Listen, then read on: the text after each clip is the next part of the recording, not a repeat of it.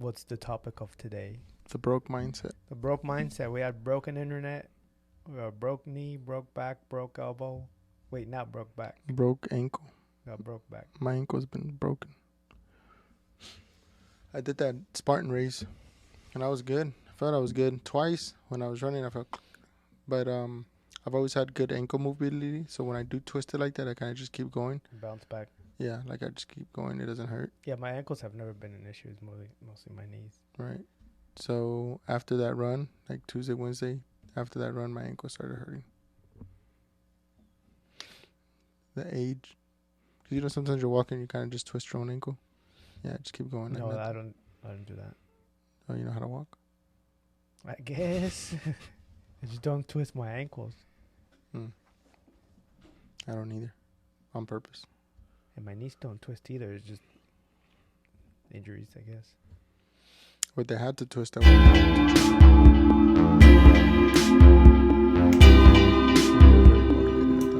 We're not? At that point, we were very motivated on the podcast. We're not anymore? From when we did that video to where we're at now, we haven't added much more. Oh, much more what? Products, connections, cables, angles. This is a whole new setup that we have here. Welcome back, guys, to our whole new setup with the same equipment, but just a different area of the season 4. What if we can't be across and then have the guest next to one of ourselves? Yeah, we can have them here. No, but then you're always gonna be looking that way. Yeah. And when I'm next to you, you rarely look at me. We can have 3 camera angles, and we just look at the camera, and we pretend that that's the guest. That's very weird, though, because I like to make eye contact. It's like The Office. Yeah. But so the broke mindset you were saying. So I think we have all grown up with ideas about money. Ideas about money and what it means for us. And I'm reading this book called The Millionaire Mindset. And it talks about how different people, people's behaviors.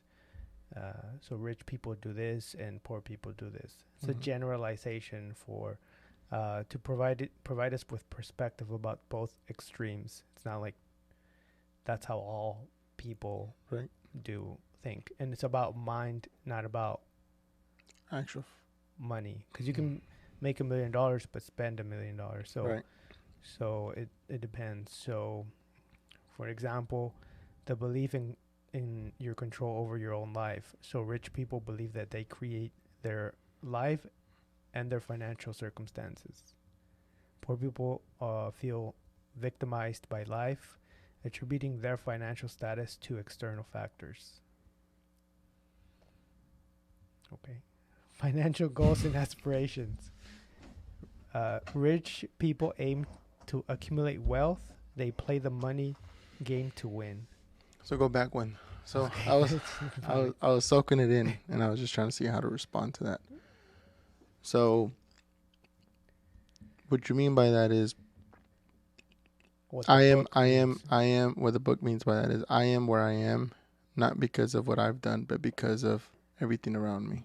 That's broke mindset or poor mindset. Which would mean my community, the people are out to get me, my like, what does that mean?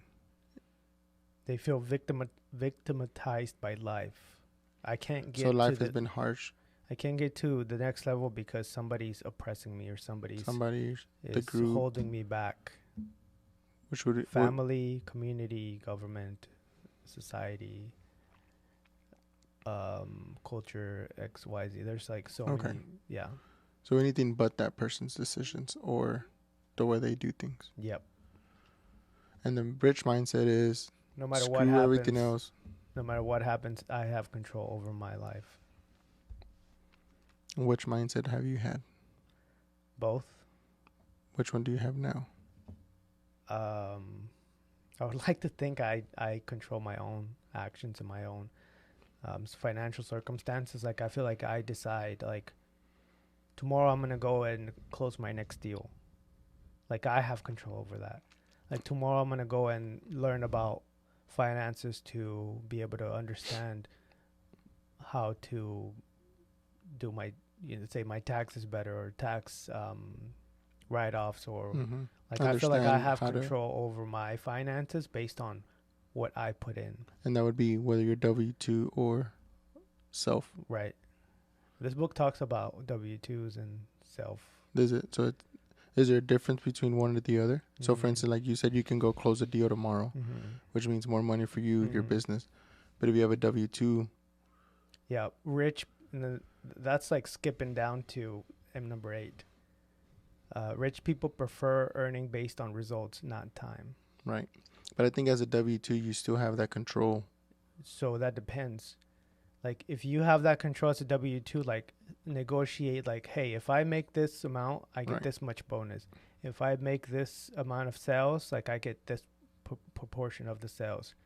But poor people often prefer stable based income, even if it's limiting earning potential. Hourly, salary, like no matter what you do, you're gonna get paid. Yeah, whether you do more or less, but it stays the same. So so maybe because people are behind the consistency of it. Right, the consistency and the safety and the lack of potential risks is what keeps people in those type of environments. I mean, I did that. I was a salary employee not too long ago, and this last one. Yeah, this last one, and it was nice because I didn't have to go and think about try any harder. But the way I saw, like, okay, how can I increase my income? Is like, okay, I'm gonna, in the next 2 years, I'm gonna go and apply to another job with 50% more income or 30% more income, and I saw that as like, that's a way to increase your income as a salary employee. Right. Okay. So that's kind of the same like what my brother's doing right now, which I'm very surprised, and something triggered in his mind, and I guess this explains it, right? Because he was always just satisfied, like, hey, Friday, don't worry about it. Look at my bank account, I got the money there, and then I'll do whatever I want for it. Como que next Friday, I'm gonna look at my bank account and it's gonna be there. So now he's taking classes because he's like, hey, I'm done with this job. This is just an means to an end, which means after he does his classes these years, he's gonna quit his job based on everything he learned and go get another job that's better. Yeah. Based on what he's learned. When before he was just like, hey, good enough. $15 is good enough for me. $20 is good enough for me an hour. Yeah, and study shows that the people that stay in the job longer end up earning a lot less than the people that switch jobs every 2 to 3 years. I saw that somewhere. Yeah, so if you stay at a job, they'll only increase your salary like 1 or 2% or whatever percent is, but it's very minimal, like under 10%. And if you switch jobs, you can already start making 20%, 30% more than what you were making before.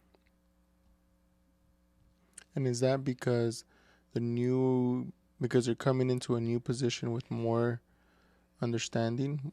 You just have more leverage and you have more options. Like you can already go into a position where you're like, okay, I decide I'm making 20% more based on just the qualifications or the that leverage that you have, that, or you've already been here in 2 years.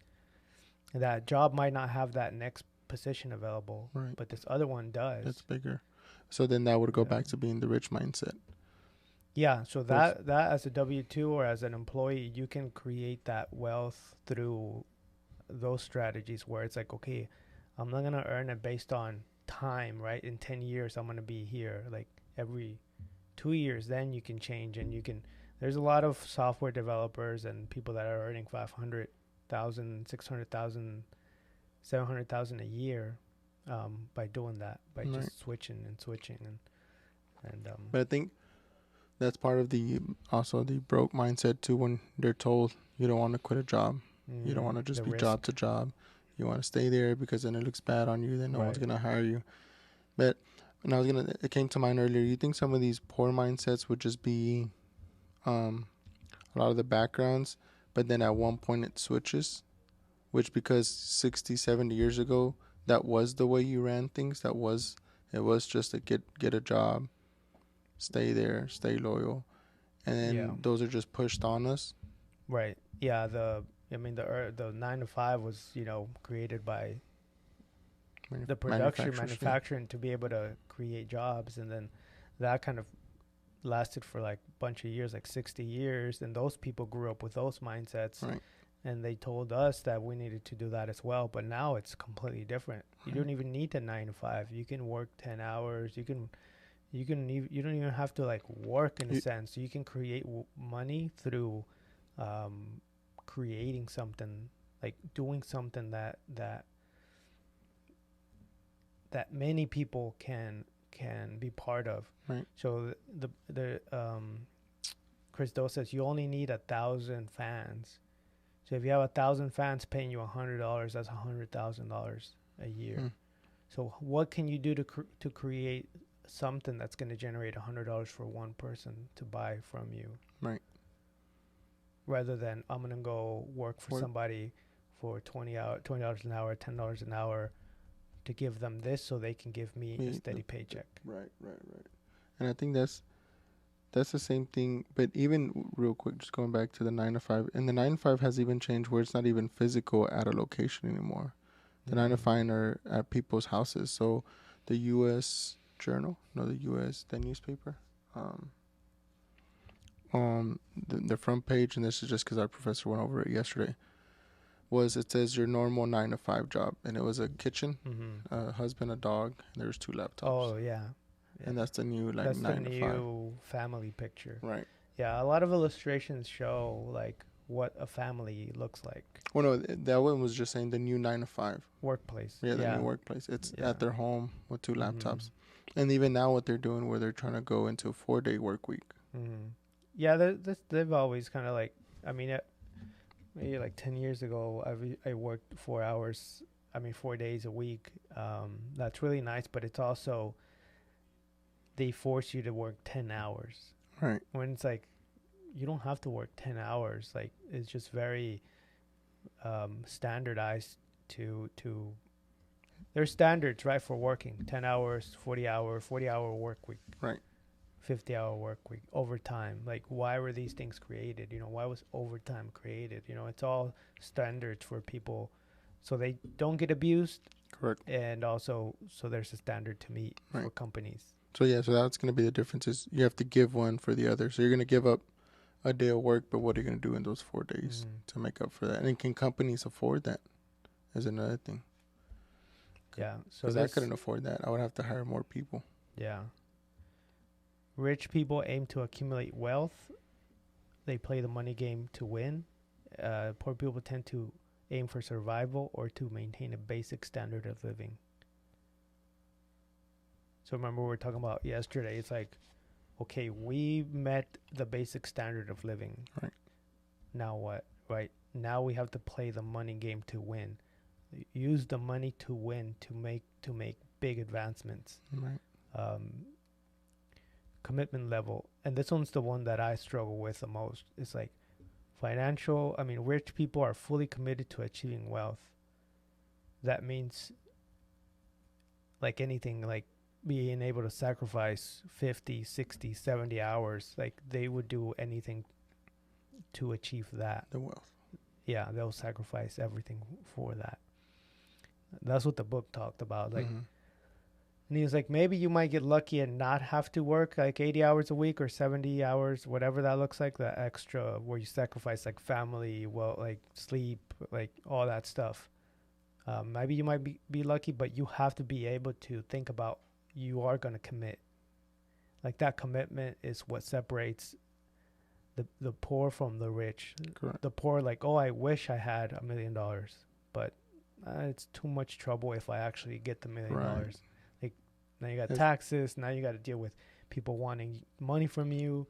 Right. Now you got to deal with, so they wish they had a lot of money, but they don't actually are committed to making those changes to create that wealth. Correct. And I think that's part of what you said yesterday too, where you said we look at the negative part. Like poor mindset looks at the negative part. Like if I do have the $1 million, then I have to deal with all this. Compared to the rich person, sees opportunities. You said. Mm-hmm.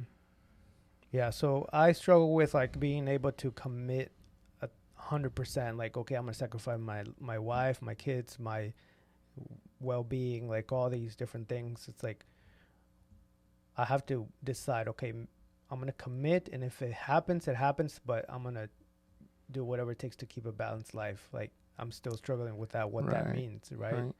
But I think so. But would that have, besides being the rich mindset, the poor mindset, would that just have to come back down to core values? Yeah, I think so. Because, you know, I'm almost in the same way where lately I've been fishing a lot more. When before I would be doing something, even if it's not nothing hardcore, but I'd be doing some kind of something on my phone that might be projecting me, maybe not more income directly, but, you know, whether it's posting more, whether it's learning more, whether it's doing something that's going to take my business farther. And then I'm just at 3 o'clock, 4 o'clock, I just shut down and I'm like, all right, yeah, time to go fishing. But it's like, but I'm enjoying that because that's a core value of mine. Like, be more present. Right. But you can't have both. No. The book says you can't. You have to commit. You have to commit and then hope that you're able to be like lucky enough to where the opportunities, you're smart enough to create those opportunities where you don't have to like sacrifice everything, Right. you know. But most wealthy, rich people are willing to sacrifice that. Right. Like, so it's willing and actually sacrificing, you know, are two different things. But you have to be willing to sacrifice do now. anything, you know. Kind of like for your kids, like you're willing to do anything, right? Right. But are you doing everything, you know?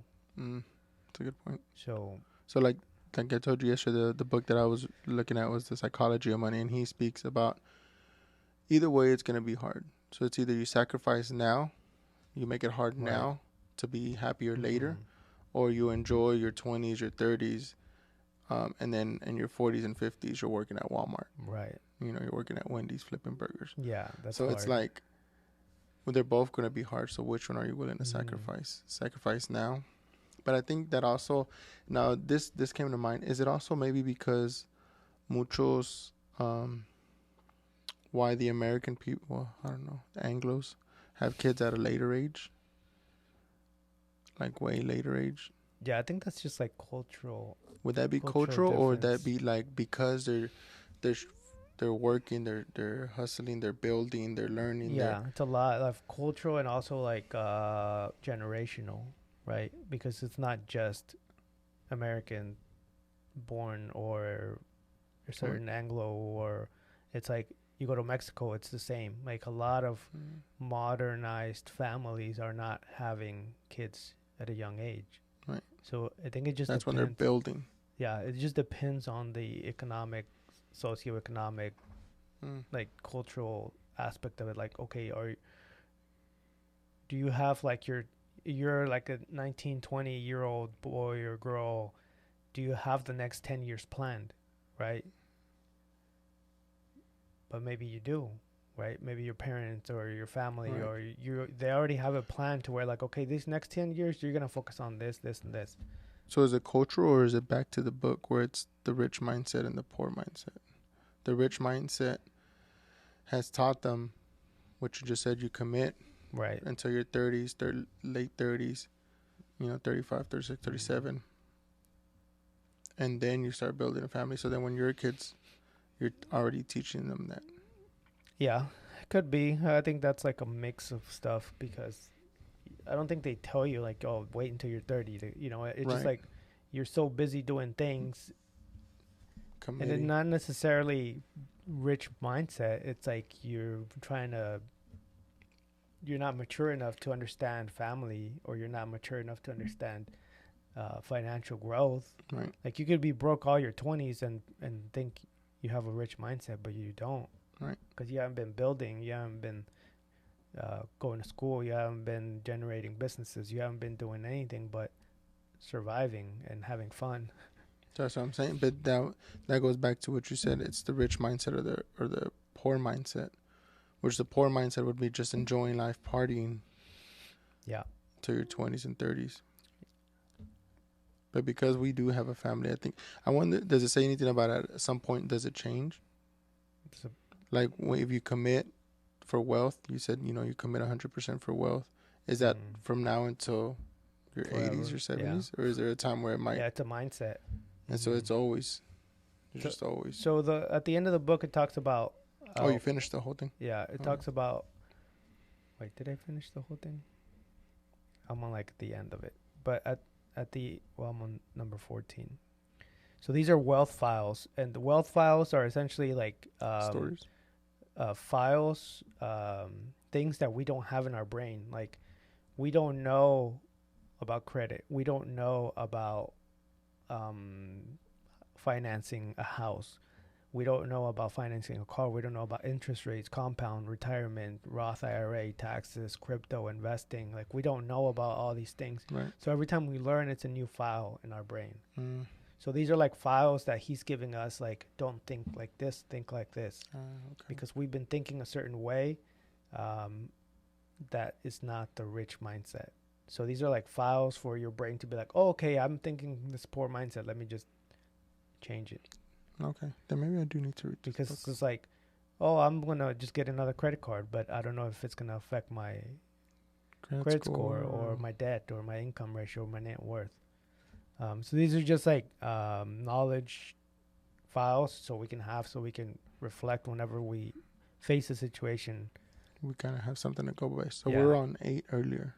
We skipped up like the commitment level is the one that I talked to you about. And then the perspective on opportunities and risks.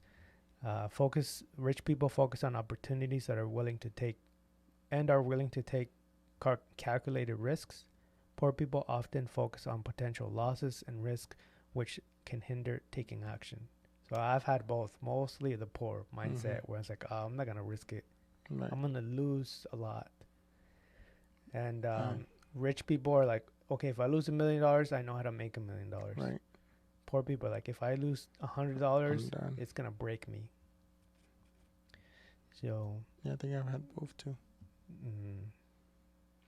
Associations and influences. Rich people surround themselves with other successful and positive individuals.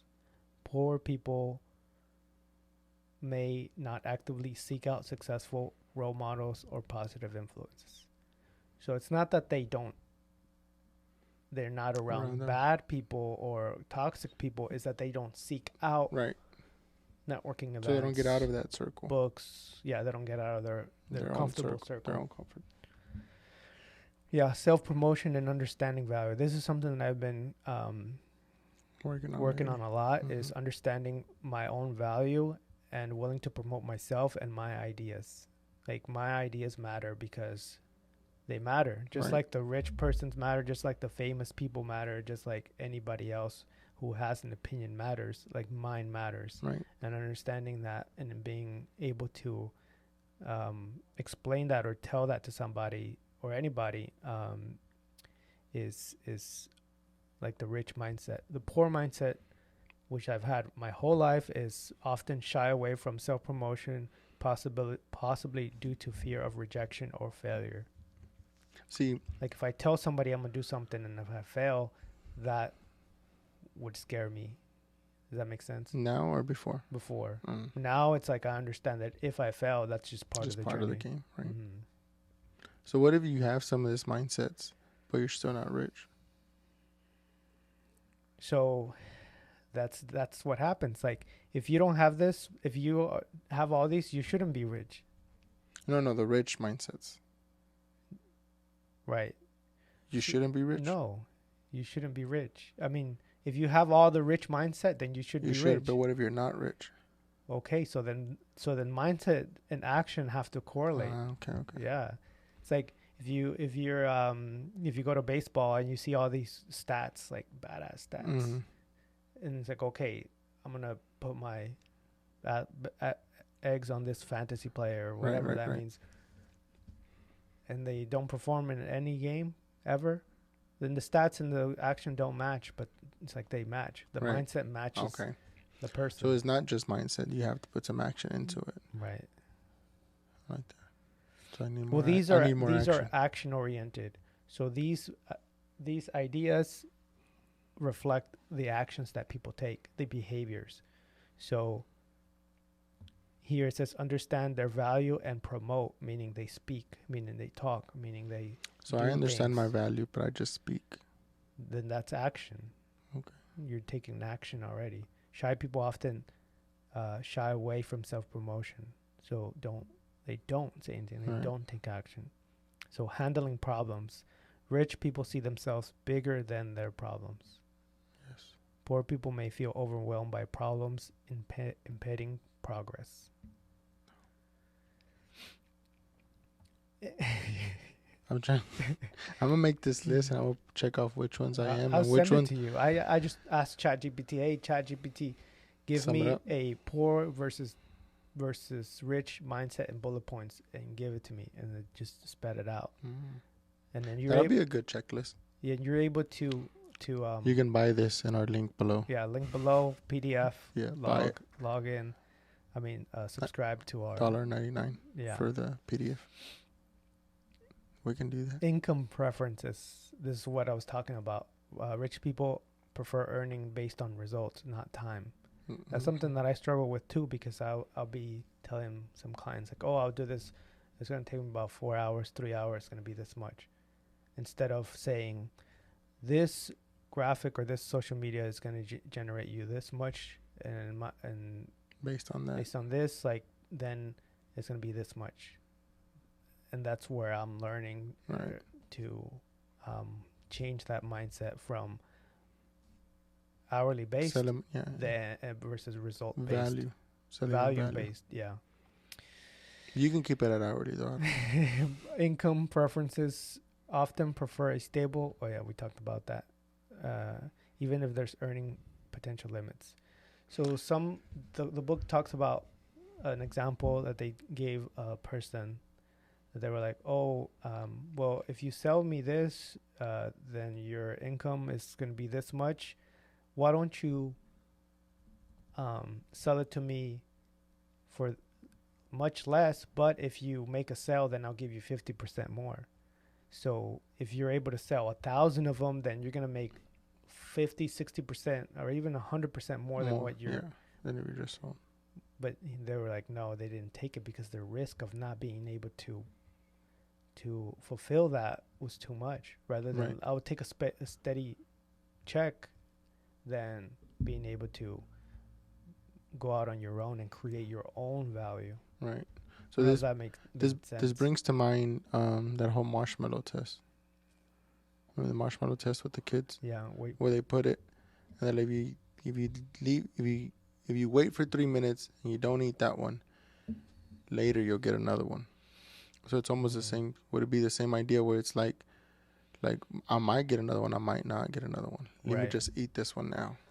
Yeah, I think that one was more like discipline and waiting for what's it called? Like understanding that if you wait, there's rewards behind. It's like delegating reward, instant gratification. That's what it was at.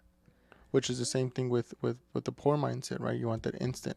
Not really. They avoid the risk. So they avoid the risk of maybe I won't get that paycheck because maybe I'm not good enough. I'm not good enough to fulfill the orders, right? So if I don't have a cap, then that's up to me. That's just, it's too much risk. Right? I'd rather take the steady paycheck and then there's no risk. I don't know why. While we continue to talk about this, the only thing that just keeps coming to mind to me is just like it's like at least my parents. It's like, but then I think about their parents. So the book talks about the very beginning, like half of the beginning of the book talks about where our mindset comes from and our parents and how they thought, and it gives us like 5 different stories about parents and how they thought about money. Money doesn't grow on trees. What else? So many different like money related like quotes that have nothing to do with like having a rich mindset. It's more of a poor mindset mentality. Like, money doesn't grow on trees. Money, it does grow on trees. It's printed literally every day. Right. Like It's just they're just printed. Yeah, they can just go and print $1 billion if they wanted to. Like, and just put it in the system. Right. And there it is. Yeah. So it's like money. Literally, it is. Yeah. So there's a lot of different like ideas like this, like that it's in our brains that like money doesn't grow on trees. What else? Like time is money. Like money. So many of them. I can't think of them, but these are relatively hindering us from having a rich mindset, because they've been told to us so many different. Have a steady job. Don't. And with the rich mindset, is it all money? I mean, it's not all money as well, right? Your rich mindset can also be like yourself. As in, that mindset. But because rich mindset is more than just money, right? Or is this book only talking about money? Yeah, it's talking about money. Straight money. So money is related to everything. Okay. So the number 9 is investing in self-development. Okay. Rich people continuously invest in their learning and personal development. And physique. That could be part of the personal development. That's what I was thinking. Yeah. Too. Because comfort comes from money comfort, right? The steady paycheck, but also like body and who you are comfort, where it's like, I'm comfortable here, so I don't need to go out of my circle to make more money, to get healthier, to have a healthier life, to take care of my body. So it's almost okay. So I guess that mindset would. Yeah, that's more like a holistic growth mindset, where it's like my body, my mind, everything's related to my growth and to my, because there are a lot of unhealthy rich people. Okay, that makes sense. But I wouldn't understand their point of view. We'd have to figure out like how they think and how they think relatively to their money versus we need to close the window so we don't keep turning. How do they relate money versus their health? Right. Because I was thinking. I was thinking it could went. A bunch of them. They almost went together. They can, but not often. We'd have to figure out why we have a lot of unhealthy rich people as well. That's a whole other topic. Wealth accumulation. Rich focus on increasing net worth through assets and investing. Poor mindset focus solely on earning a living without planning or wealth accumulation. So as long as there's bread on the table, it's good enough. It's good enough. Because before there wasn't any bread. Right. Before it was hard to get the bread on the table. Right. But now there's bread everywhere. Right. So it's like, it's just having that mindset of not thinking about as long or at least we have. That's my thing. That's what I struggle with. At least. Right. Like, it's like, at least I have this. It's good enough. But then it's like I level up a little bit, and then I'm like, okay, at least I have this. Right. It's like what we were telling you yesterday. Like, instead of me getting the snowball effect of like working hard up and down, I think because so many years my little businesses would fail. See, like I said, my little businesses. See, like you put them down. Yeah, the businesses would fail. And then I'm like, okay, so I finally hit success, and instead of maybe getting the snowball effect to start as I'm going. Well, no, you don't want to go down. But like, growing, I'm like slowing down because this is good enough. And I think he talks about that, like how, or no, who talks about that? Hermosi, his wife, Hermosi, what's her name? Liana, something like that. That at the very beginning, Layla, at the very beginning, it's going to be really, really hard. Kind of like a rocket ship, spaceship that's taken off. Like everything's gonna be, you're gonna put everything, and then you're gonna go on cruise control, right? And you're gonna go on cruise control, and all the systems are gonna be set. Everything's gonna be, but the very beginning is gonna be the hardest, right? And I think I'm in that.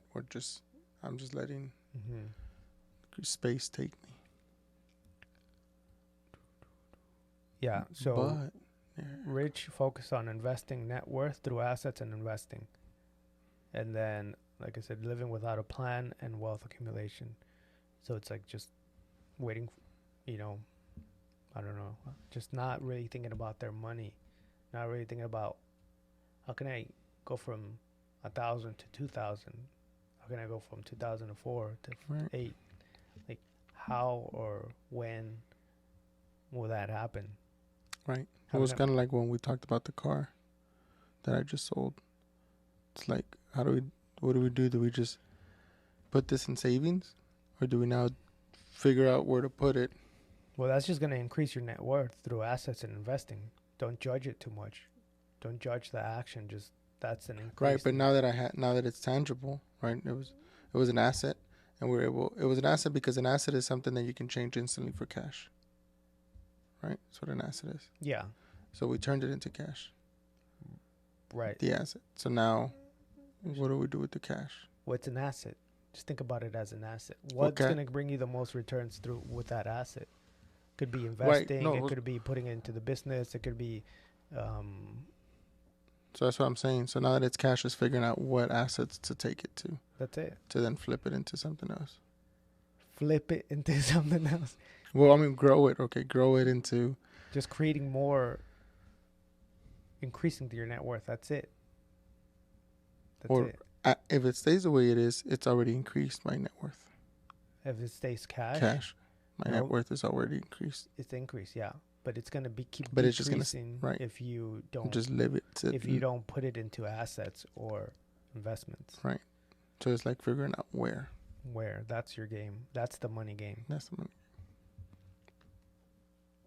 Makes sense. Because would the broke mindset be like just let it sit there? Well, just in case one day you need it? The broke mindset would not focus on earning, would not plan. Wouldn't plan. So then I would have just got it and saved it and or spent it. Or spent it. Yeah. And like you said, like we've said, you should already have your spending money. Right. You should have your budget for play money or whatever. You shouldn't just be like, oh, I got extra. Let's go. Yeah. Oh, dang it. You gotta cancel that. Nah. Cancel it. Cancel the trips. Nah. But yeah, I guess. And I think the main thing is also understanding,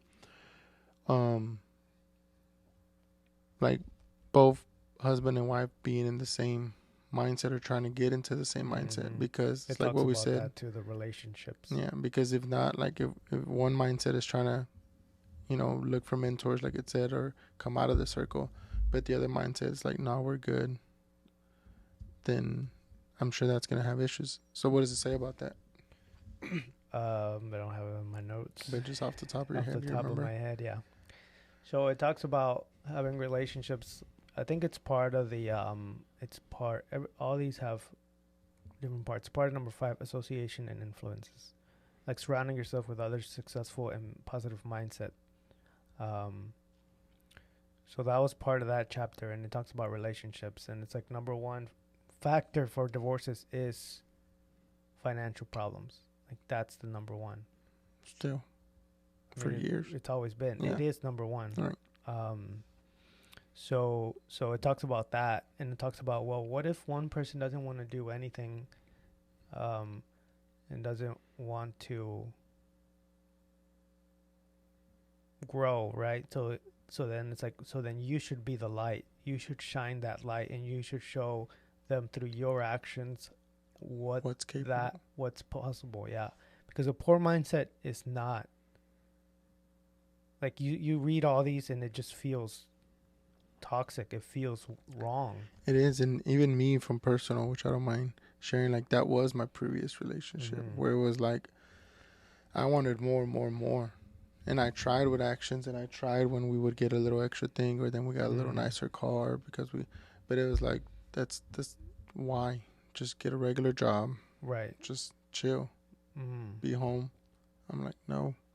And then it's like, okay, look, we took two trips this year. I was like, that was cool, but one trip's good enough too.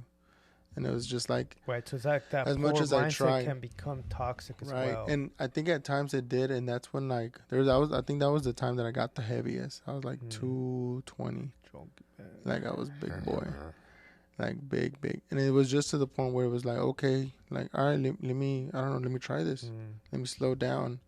And then eating and not caring, but then it was like the anxiety and the stress of like, yes, I'm getting a paycheck Friday, but I did miss last week one day, so that check's now smaller, and it's like, nah, I couldn't do it. Yeah. So, it was sucking me in, and then I was like, nah, see you later. See you later, alligator. Right. But it is, dang.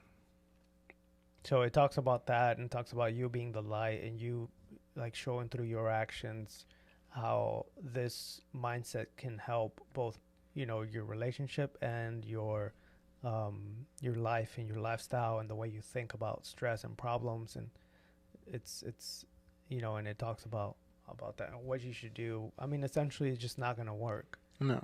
It's essentially going to become toxic, and essentially it's going to, you're going to be miserable for a very long time until that changes. And then the last one talks about attitude towards money and wealth. Rich people see money as a tool to create more wealth and opportunities. Poor mindset often see money as a scarce resource that must be conserved. So mine, like. And it talks about how this person talks about how people see rich people, like how poor people see rich people. And I've caught myself doing that too. And I don't think it's part of this, I think it's part of association and influences. I don't know which one it is, but they see rich people as like bad people. They see them as like people that con their way to get rich, or that they are arrogant, or they're snobby, or they're selfish, or they're stingy. Like any people, there's people like that, right? There's people in that pool. But it's like rich people have to be trusted with money, right? So they have to have a lot of trust from a lot of the people that give them the money to trust them, right? Like if I have a client, I'm like, oh, it's going to be this much money. They have to be willing to trust me that I'm going to do what I'm saying I'm going to do. Right. And he's like, I went to this house in Beverly Hills, and I was like, oh, I'm going to show up, and they're going to be snobby, and they're going to do this. And once they came in, they invited him over to the country club to do this, to do that, all like everything paid for, of course. Like they didn't mind paying for everything. They didn't mind like sharing their home. They didn't mind, Right. and then each of the families that were there were part of a nonprofit organization. So they had to owe $15,000 for this, for this nonprofit. Right. But you have to be actively part of the nonprofit. You can't just send money and pretend you're donating or pretend like you're done. Okay. You have to actively part of this nonprofit. That was the rule for their community or what? Yeah, whatever they were part of. And each person was like, okay, we're this member. And have you gone to hospitals and you've seen the wall of like donors? I'm like, those people must have a lot of money. And I see those people differently than the corporate people making billions. Right. I did see them, but they are the same people. They're the same. So I think what he's saying was pretty much that. Like, you see those names and you think that, but if you would have had a conversation with the lady before, you would have noticed it's the same. And then she would have probably give you your name, and you would have turned around and be like, oh, that was her. Yeah. But I would have never, like, I pictured her way different. Right. Pictured she was going to look down on me. I pictured there. Yeah. So, yeah, that's what the book talks about. It's called The Secrets of the Millionaire Mind. I added it to my Spotify. And it's on Spotify Premium if anybody wants to read it. And let us know if you like this kind of style of podcast. Today's guest wasn't able to come. Our Wi-Fi was down. And I'm sure he's in the same building, so I'm sure he had to probably rush home and fix his... yeah, he had something to do. And fix his the things that he had to do. So let us know. Again, Living the Dream with Luis and Rey. You guys can come and check out the studio, rent it, do your own podcast, and anything else, Rey? I think that's it, man. It's available for you guys to use. We'll spend an hour real quick, teach you how to use it, and then you can do it. Any podcast, whatever you want to do. Record and take it with you. Yes. Peace. See y'all guys later.